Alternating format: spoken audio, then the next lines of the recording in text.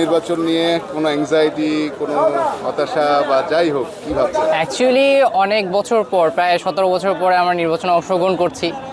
So সেই হিসেবে actually আগে কখনো ভোট দেওয়া হয়নি ওই সরকারের আমলগুলোতে।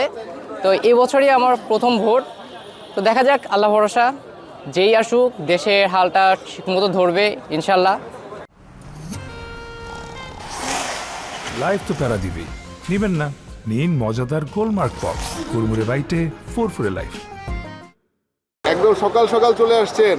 জি, এটা হলো যে নিজের দায়িত্ব, আল্লাহর রহমতে ভালো হবে।